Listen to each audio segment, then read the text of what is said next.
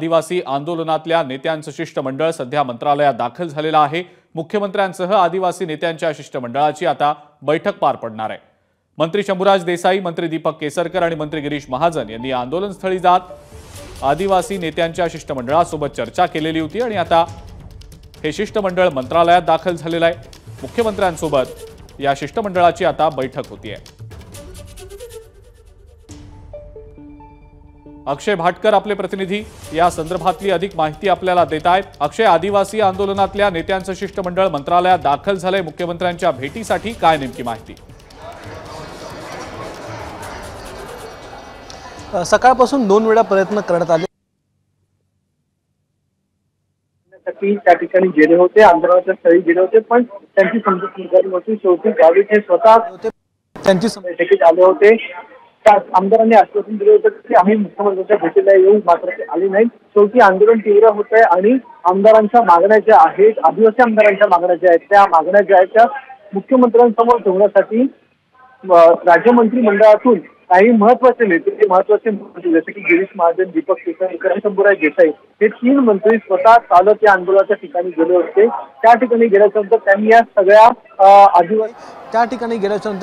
सगळ्या आदिवासी आमदारांना, म्हणजे त्यामध्ये नरहरी झिरवळ आहेत, त्यामध्ये भुसारा आहे, त्याच्यामध्ये हिरामण खोस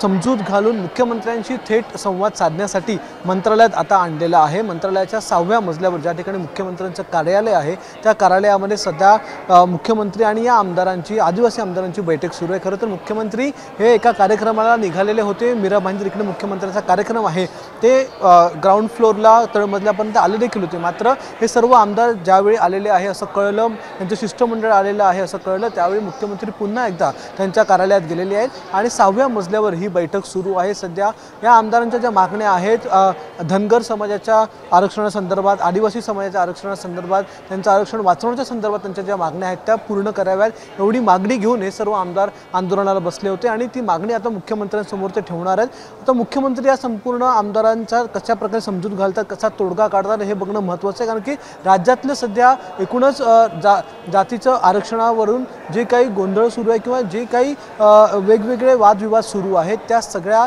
वादविवादाच्या मुळे मुख्यमंत्र्यांकडे हे सगळे प्रश्न जे आहेत ते मांडले जातात। आता मुख्यमंत्री यातून तोडगा काढू शकतील, त्यामुळे मुख्यमंत्र्यांसमोर आता या सगळ्या आमदारांची बैठक सुरू आली। ठीक आहे अक्षय, धन्यवाद। सविस्तर माहिती आपण दिलीत त्याबद्दल आणि या बैठकी संदर्भातले अपडेट्स आपण सातत्याने जाणून घेऊच।